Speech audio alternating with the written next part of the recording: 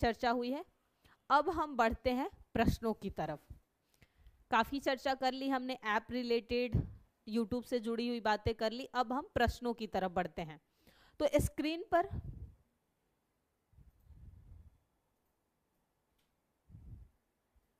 Ma'am class का time delay हो रहा है जी, क्लासेस अब शुरू हो रही है। तो पैगंबर हजरत मोहम्मद का जन्म हुआ था 570 ईस्वी में, 622 ईस्वी में, 642 ईस्वी में, 670 ईस्वी में। आप जानते हैं इस्लाम धर्म के जो प्रवर्तक माने जाते हैं, गुड इवनिंग एलेक्स, तो जो पैगंबर वो माने जाते हैं पैगंबर हजरत मोहम्मद को हम इस्लाम धर्म का प्रवर्तक मानते हैं। इनका जन्म जो हुआ था वो याद रखिएगा 570 ईस्वी में हुआ था। और कहां पर कहा जाए तो याद रखिएगा मक्का, कहां जो है, कहां पर, सऊदी अरब में। और ये जो है इस्लाम धर्म में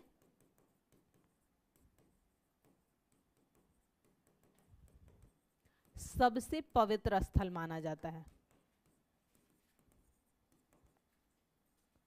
ये माना जाता है सबसे पवित्र स्थान, हम इसे मानते हैं इस्लाम धर्म का। जी बिल्कुल सही। वैसे ही अगर हम इनके मृत्यु की बात करें कि कब हुई थी, तो याद रखिएगा 632 ईस्वी में जो है इनकी मृत्यु हुई थी। इस जैसे कि हिंदू धर्म में अलग अलग स्थानों पे हम जाते हैं तीर्थ यात्रा के लिए, वैसे ही इस्लाम धर्म में लोग जो जाते हैं वो मक्का। इनके भी अलग अलग स्थान होते हैं जहां पर इनके दरगाह होते हैं, किले होते हैं, वहां जाते हैं ये लोग, लेकिन मक्का जो है इनका सबसे पवित्र स्थल माना जाता है। नेक्स्ट, भारत पर सर्वप्रथम मुस्लिम आक्रमणकारी थे, यानी सबसे पहले जो मुस्लिम आक्रमण किया गया था वो कब किया गया था? कब नहीं पूछा गया है, सॉरी, किसके समय? क्या गजनी ने किया था, गोर ने किया था? गोर नहीं था, गोरी की। भारत पर सर्वप्रथम मुस्लिम आक्रमणकारी थे। अच्छा, ये पूछा जा रहा है कहाँ के थे, सॉरी, गजनी के थे, गोर के थे, अरब के थे, उपर्युक्त में से कौन से थे? आपको बताना है। सबसे पहले जो आक्रमण किया गया था, जी मदीना में, मक्का मदीना, बहुत सही एलेक्स।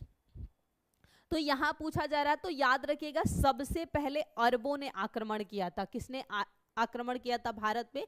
सबसे पहले अरबों द्वारा आक्रमण किया गया था, लेकिन पहला जो उनका आक्रमण था वो असफल रहा था।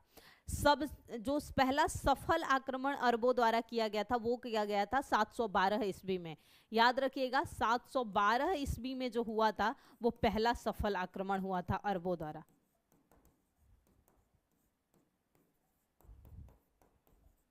ये याद रखिएगा जी। स्वाति, प्रतिभा, प्रीतु, सभी का जवाब बिल्कुल सही आया है जी। मोहम्मद बिन कासिम, अभी हम उस पर भी जाएंगे मनीष, आगे प्रश्न उसी से रिलेटेड है, अभी हम उस पर भी जाएंगे। मोहम्मद बिन कासिम द्वारा सिंध की विजय कब हुई? 712, टाइपिंग एरर है। कुतुबुद्दीन,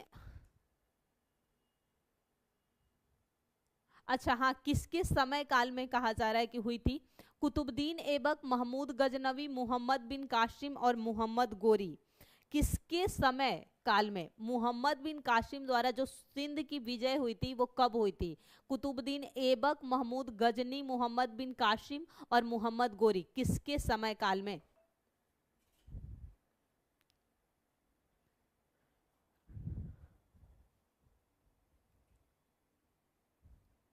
क्यों प्रतिभा, पूरा तो दिखाई दे रहा है। तो याद रखिएगा मोहम्मद बिन कासिम के समय हुआ था। कब हुआ था? मोहम्मद बिन कासिम के समय जो है हुआ था। और सिंध का शासक कौन था अगर आपसे ये प्रश्न भी पूछा है तो दाहिरा था। दाहिरा जो था उस समय सिंध का शासक था, दाहिर कहते थे, और दाहिर जो था। अब आपसे प्रश्न है कि सिंध विजय का उल्लेख जो है किस रचना में मिलती है, यानी सिंध विजय का उल्लेख जो है किस रचना में आपको सबसे पहले देखने को मिलता है? ये प्रश्न आप लोगों से है। नेक्स्ट, मुहम्मद बिन कासिम था, तुर्क से, मंगोल से, अरब से, तुर्क अफगान से। ये बहुत ही इजी प्रश्न है क्योंकि अभी चर्चा हुई है। जी बिल्कुल मनीष, दाहिर था वहां का शासक। ये बताना है सिंध विजय का उल्लेख सर्वप्रथम कहाँ। ऋतु बिल्कुल सही। और ये बहुत इजी प्रश्न है, अभी आगे ही हमने बात की थी। मुहम्मद बिन कासिम था तुर्क मंगोल अरब या तुर्क मंगोल, सॉरी तुर्क अफगान।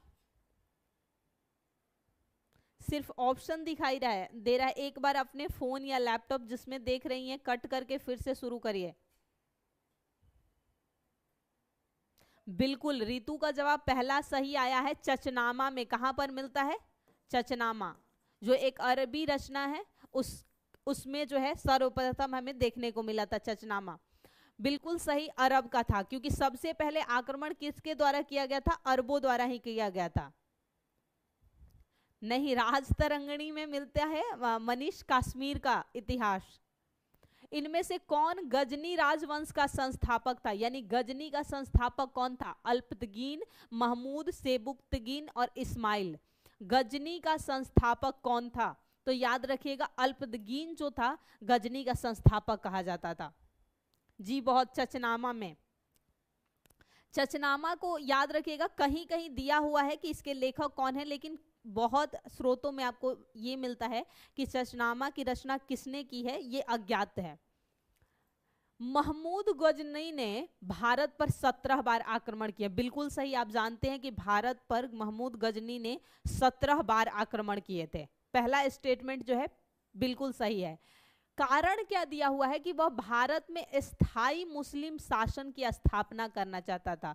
क्या ये बात सच है कि उसने भारत में स्थायी मुस्लिम शासन की स्थापना करने के लिए क्या किया था? 17 बार आक्रमण किया था। एलेक्स, बिहार हिस्ट्री की क्लासेस जो है वीक में 2 या 3 दिन ही होती है, डेली नहीं होती। तो स्थाई, ये बात गलत है। ये आक्रमण जो किया था 17 बार, उसकी जो वजह थी, उसकी वजह क्या थी? लूट, धन लूटना।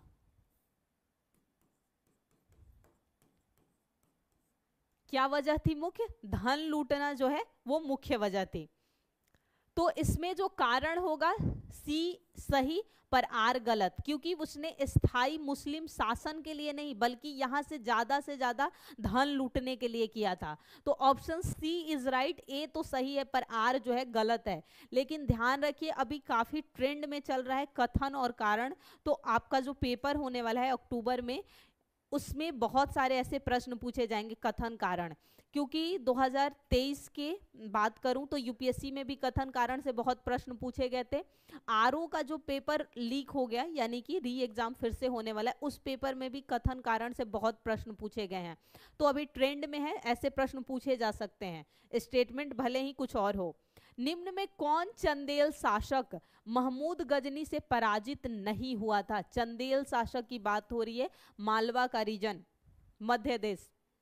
धंग, विद्याधर, जय शक्ति और डंग, कौन जो था जिसने चंदेल शासक जो था वो नहीं हारा था? जी बिल्कुल सही है सभी का जवाब कि धन लूटना जो था मुख्य वजह थी, ना कि स्थायी सेना जो है, या सॉरी स्थायी रूप से यहाँ शासन करना उनका उद्देश्य था। तो ये याद रखिएगा, जो चंदेल शासक विद्याधर था, इसका महमूद गजनवी के साथ युद्ध हुआ था वहीं के किसी क्षेत्र में, और वहां पर जो है इसने जो है उसे पराजित कर दिया था। स्वाति का पहला जवाब बिल्कुल सही है। स्वाति, आपका जवाब। महमूद गजनवी का दरबारी इतिहासकार कौन था? अधिकांशतः जो प्राचीन शासक होते थे उनके दरबार में जो है एक दरबारी कवि होता था जो उनकी रचनाओं, उनके बारे में वर्णन करता था, क्योंकि उन्हीं रचनाओं से तो हमें बहुत सारी जानकारियां उस समय काल की मिलती है। क्योंकि प्राचीन समय काल में 2 स्रोत रहे, पुरातात्विक तो रहे ही रहे, साहित्यिक। तो साहित्यिक स्रोत कौन थे? जो दरबारी कवि थे। इसलिए इतिहास में कुछ वर्णन जो साहित्यिक में माना जाता है वो अतिशयोक्तिपूर्ण माना जाता है, क्योंकि दरबारी कवि जो है अपने शासक का बहुत बढ़ा चढ़ाकर वर्णन करते थे। तो कौन दरबारी कवि था? हसन निजामी, उत्बी फिरदौसी और चंद बरदाई। आपको बताना है महमूद गजनवी का दरबारी इतिहासकार जो है वो कौन था।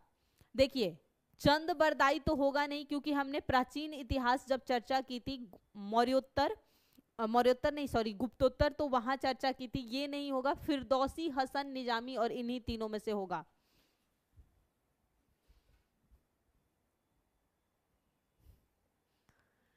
तो उत्वी जो है सही जवाब है। कौन सही जवाब है? उत्वी जो है सही जवाब है। Option B is right. कितने लोग ऑप्शन बी के साथ जा रहे हैं? एलेक्स का जवाब आया है, स्वाति का जवाब है, मनीष ध्यान से, सी नहीं बी। सिर्फ राम राम करने से काम नहीं चलेगा। शाहनामा का लेखक फरिश्ता किसके दरबार से संबंधित था? फरिश्ता किसके दरबार से पहली बात कि इस स्टेटमेंट में अगर जो प्रश्न पूछा गया है वही गलत है, क्योंकि शाहनामा का लेखक जो था वो फरिश्ता नहीं था। फरिश्ता की रचना जो थी कोई और थी, और इसका जो लेखक था शाहनामा का वो फिरदौसी था। शाहनामा का लेखा जो था, यहां हमने फिरदौसी जो देखा था, इसकी रचना थी फिरदौसी। तो प्रश्न ही यहां गलत है। तो पहले तो हम इस प्रश्न को स्किप कर देते हैं, पर कुछ समझ लेते हैं। शाहनामा अगर कभी पूछा जाता है तो याद रखिएगा फिरदौसी इसका लेखक था, और फिरदौसी आया था किसके दरबार में? तो महमूद गजनवी। ये प्रश्न वैसे स्किप हम करते हैं, पर इसके बारे में थोड़ा सा समझ लेते हैं। फरिश्ता की जो रचना थी वो कहा जाता है कि तारीख ए फरिश्ता, तारीख ए फरिश्ता, ये जो है इसकी रचना थी। और एक और थी इब्राहिम ए हसन, एक सेकंड, गुलशन ए इब्राहिम करके रचना थी, गुलशन ए इब्राहिम। एक तो फैक्ट्स को याद रखना बड़ा मुश्किल काम हो जाता है हिस्ट्री में, पर हिस्ट्री में बिना फैक्ट्स के काम होता नहीं।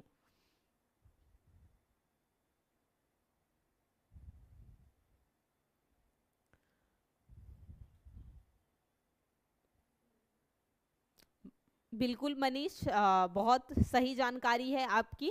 4 जो थे उनके दरबारी कवि थे, जिसमें अब ये बता दीजिए, जब आपने ये बताया तो प्रश्न आपसे ही है कि इनके साथ कौन आया था?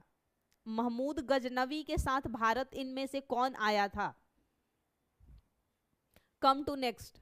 पुराणों का अध्ययन करने वाला प्रथम मुसलमान था, क्योंकि पुराण हिंदू धर्म से संबंधित है, तो ये प्रश्न इंपॉर्टेंट हो जाता है कि इनमें से कौन जो था प्रथम मुसलमान जिसने पुराणों का अध्ययन किया था?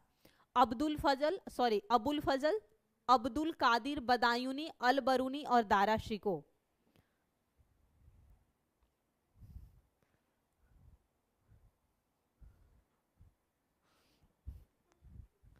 पढ़ लो।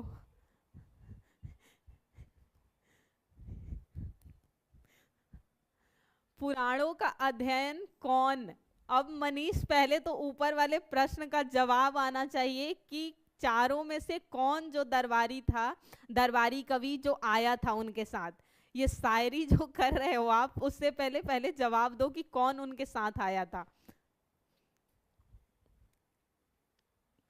अब बताओ पुराणों का अध्ययन किसने किया था? एलेक्स का जवाब आया है सबसे पहले, और उससे पहले स्वाति का जवाब आया है बिल्कुल सब सही, अलबरूनी। और याद रखिएगा अलबरूनी जो है वो साथ आया था, मोहम्मद बिन तुगलक के जो साथ आया था वो भी अलबरूनी ही आया था।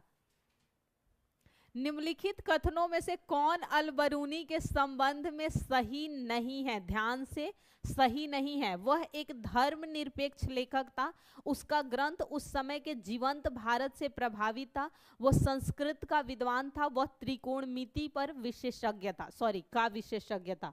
तो अलबरूनी के बारे में बताना है।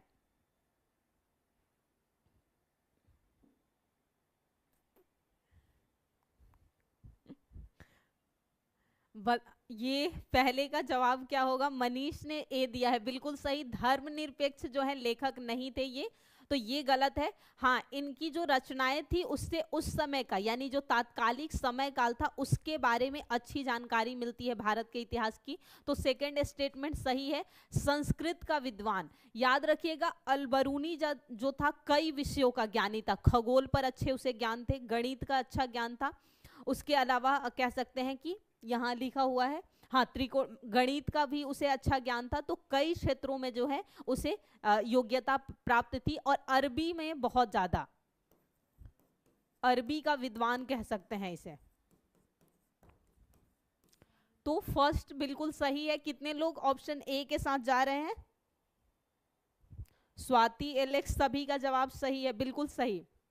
किसने एक तरफ संस्कृत मुद्रा लेख के साथ चांदी के सिक्के निर्गत कराए? किसने एक तरफ संस्कृत मुद्रा लेख के साथ चांदी के सिक्के, यानी चांदी के सिक्कों पर एक तरफ संस्कृत मुद्रा लेख किसने कराए थे? मोहम्मद बिन कासिम ने, महमूद गजनी ने, शेर शाह ने, अकबर ने? आपको बताना है किसने। इसमें करने का तरीका, इन दोनों का आप आसानी से हटा सकते हैं, इन दोनों में से ही जवाब होगा। 50-50 तक सारे पहुंच गए। गुड मॉर्निंग परमानंद।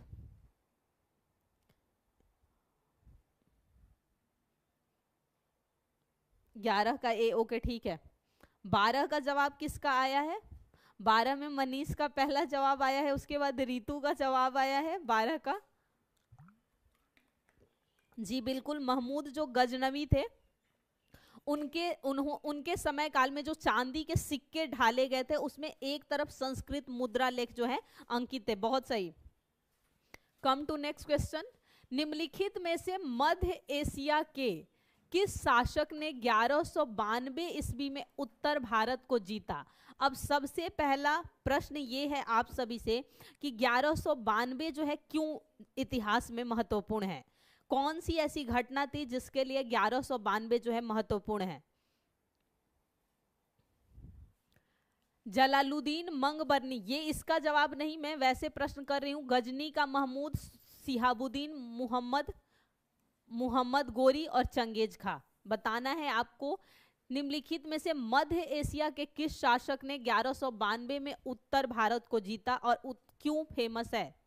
1192 की कौन सी घटना है जो काफी फेमस है? 13 का सी जवाब तो सही है, पर ये बता दो पहले कि ये क्यों फेमस है 1192। 1191 और 1192 दो घटनाएं जो इतिहास में है, मध्यकाल में बहुत फेमस हैं। जी बिल्कुल सही। तराइन का जो द्वितीय युद्ध, प्रथम यहां पर हुआ था, फर्स्ट तराइन युद्ध यहां देखने को मिला, और सेकेंड जो है यहां मिला था। अब बता दो एक साथ के साथ आप लोग ये भी बता दीजिए किसमें कौन जीता था, कौन हारा, क्योंकि यहाँ बहुत बार हम कंफ्यूज हो जाते हैं किसमें कौन जीता और किसमें कौन हारा। वैसे मोहम्मद गोरी ने जो है पहली बार आक्रमण 1175 में ही किया था। गोरी ने प्रथम जो आक्रमण किया था 1175 में किया था। अब इन दोनों में कौन किसमें जीता और कौन किसमें हारा? तराइन का जो युद्ध है वो किन दो लोगों के मध्य हुआ और किसमें कौन जीता कौन हारा? प्रमानंद, पृथ्वीराज चौहान को मोहम्मद गोरी ने पराजित किया था, बिल्कुल, पर किसमें किया था? दोनों तो तराइन ही युद्ध हैं।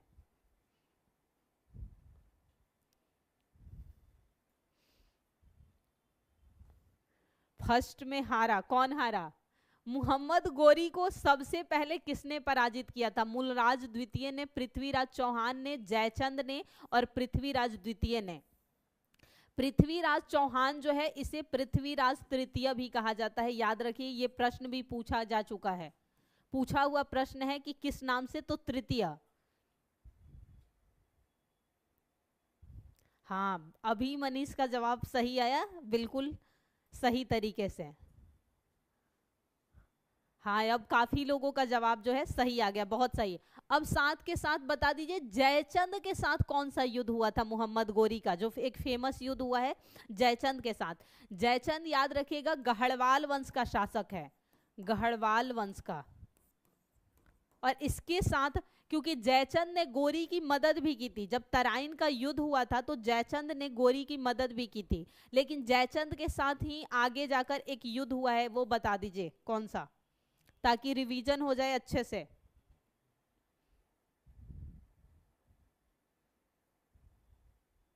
हाँ बिल्कुल, अब तो सभी ने सही दे दिया, बहुत सही।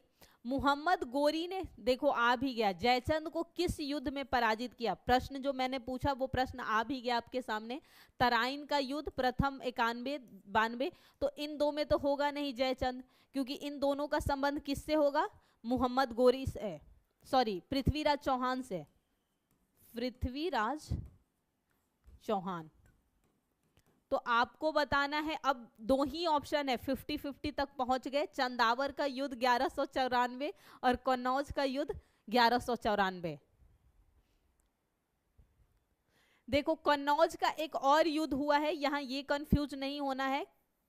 एक 1540 में भी कन्नौज का युद्ध हुआ है, वो अलग है, जिसे बिलग्राम का भी युद्ध कहा जाता है। तो कंफ्यूज नहीं होना है कि मैम, क्योंकि कन्नौज का जो फेमस युद्ध है वो 1540 का ही युद्ध है।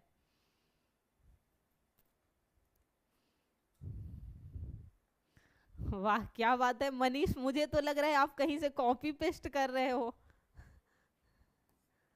1540 में और बिलग्राम, और ये जो कन्नौज का युद्ध हुआ था, ये हुआ था शेरशाह सूरी व हुमायूं के। और इसमें जो है क्या हुआ था, हुमायूं पराजित हुआ था और मुगलों के स्थान पर फिर दिल्ली पर किसका शासन हो गया था? तो दिल्ली पर शासन हो गया था सूरी वंश का, जो द्वितीय अफगान वंश कहलाते हैं। बहुत सही। तो चंदावर का जो युद्ध हुआ था उसमें संबंधित था, क्योंकि इसने तराइन के युद्ध में मदद की थी और फिर हार गया था। वाह क्या टाइपिंग स्पीड है, इससे देख के लग रहा है कि नाइट ड्यूटी अच्छी होती होगी आपकी। निम्नलिखित नामों को काल क्रमानुसार व्यवस्थित करें और नीचे दिए गए कूट का सही उत्तर प्राप्त करें। चंगेज खां, महमूद गजनवी, मोहम्मद गोरी और तैमूर। आपको सही क्रम बताना है, कौन कैसे आया था, आपको बताना है सही जो है क्रम। वैसे दो से अनुमान लगा सकते हैं, क्योंकि आप इतना तो जानते हैं कि गजनवी के बाद ही मोहम्मद गोरी का शासन हुआ था। गजनवी पहले और फिर उसके बाद जिसने शासक बना था वो था मोहम्मद गोरी। तैमूर से भी लगा सकते हैं अनुमान कि तैमूर कौन था? चंगेज खां। और दो के बाद तीन यहां भी है, यहां भी है और यहां भी है। तो एक हम सबसे पहले जो है ऑप्शन को एलिमिनेट कर लेते हैं। एक आराम से हो गया एलिमिनेट।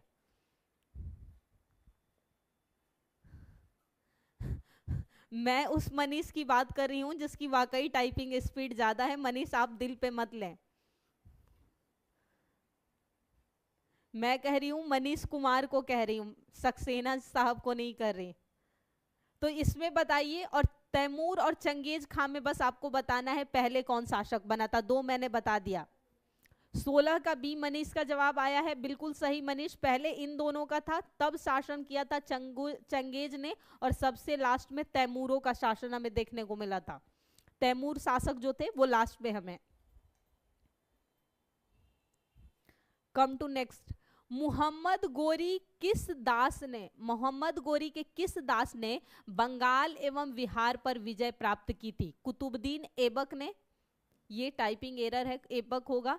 इख्तियारुद्दीन ने, बख्तियार खिलजी ने, इल्दौज ने। याद रखिएगा इसमें से कुतुबुद्दीन ऐबक, इल्दौज, ये बख्तियार खिलजी, ये सभी जो थे उसके दास थे।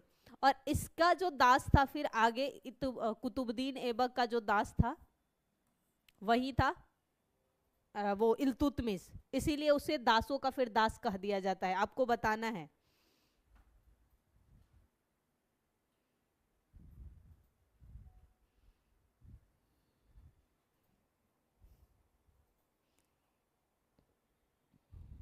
सत्रह का सी जवाब आ रहा है, मनीष का जवाब है, रितु का जवाब है, रमाकांत ए। आपने कुतुबुद्दीन ऐबक देखिए तब वो था भले ही उसका दास, लेकिन उसने जो शासन किया था वो गोरी के मृत्यु के पश्चात, और कुतुबुद्दीन ऐबक ने उसके मृत्युपरांत क्या किया था, मुल्तान और कुछ क्षेत्रों को लेकर फिर उसने जो है नींव रखी थी गुलाम वंश की, उसे छोड़कर। तो वो अलग की कहानी है। यहाँ आपसे सीधे लिखिए कि बंगाल एवं बिहार पर विजय प्राप्त की थी किसने, तो वो याद रखिएगा बख्तियार खिलजी, और बख्तियार खिलजी द्वारा जो है किया गया था। वाकई जी हाँ, इसी बख्तियार काकी की याद में जो है कुतुबुद्दीन ऐबक ने आगे वो बनवाया भी था। उनकी बात हो रही। ये खिलजी वंश से मत सोचिए, वो खिलजी वंश के संस्थापक के पास आप मत जाइए, वरना फिर कंफ्यूज हो जाएंगे।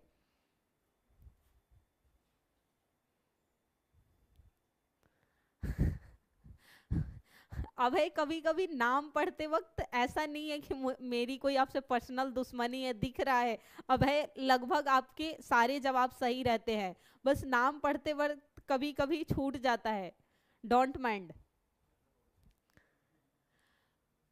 आज के सेशन का आखिरी सवाल है और बहुत इंटरेस्टिंग सवाल है, ध्यान से। भारत पर तुर्की आक्रमण सफल हुए। अरबों के बाद भारत पर किसने शासन किया था? तुर्कों ने शासन किया था। पहला स्टेटमेंट बिल्कुल सफल सही है। उत्तर भारत में राजनीतिक एकता नहीं थी, नीचे कूट का सही, ये टाइपिंग एरर है, ये नीचे होना चाहिए था। भारत पर तुर्की आक्रमण सफल हुए, उत्तर भारत में राजनीतिक एकता नहीं थी, क्या इस कारण से जो है वो सफल हुए थे?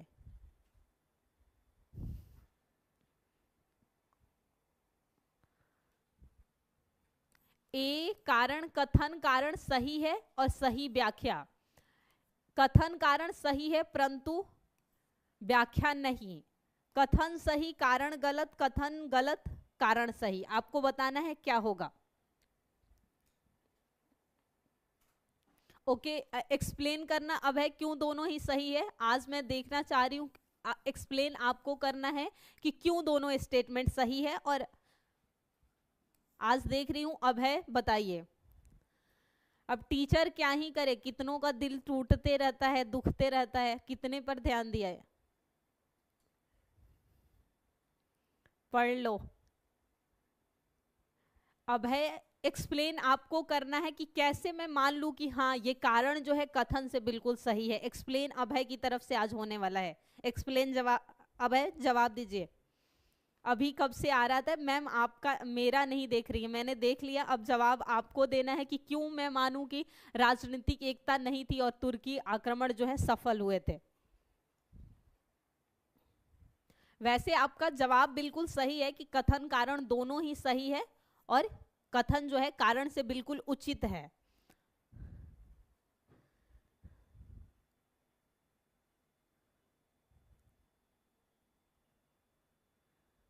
हाँ, ये होता है बिल्कुल सही जवाब कि आप कई पॉइंटों में जवाब दिए थे। और यही कारण था कि जब बख्तियार खिलजी बिहार वाले क्षेत्र में जाता है तो वो एक तो नालंदा और विक्रमशिला विश्वविद्यालय को ध्वस्त करता है, क्योंकि यहाँ जब मौर्य गुप्तोत्तर समय काल होता है तो कई प्रांतीय शासक जो है उदय हो चुके थे। हाँ, ये तो बहुत सही है। तो कई प्रांतीय शासकों के उदय होने से क्या हुआ था कि राज जो है इनमें एकता नहीं बची थी। तो ये वजह था कि तुर्क सफल हुए थे। और इसी तुर्की सफलता का जो उदाहरण देखने को मिलता है, बिहार में नालंदा और विक्रमशिला विश्वविद्यालय को ध्वस्त किया गया था बख्तियार खिलजी द्वारा, वहां पर शासन उनके द्वारा किया गया था। बिल्कुल अब है, आपका जो एक्सप्लेनेशन है बहुत सही है। तो आज के लिए तो इतना ही। गुलाम वंश का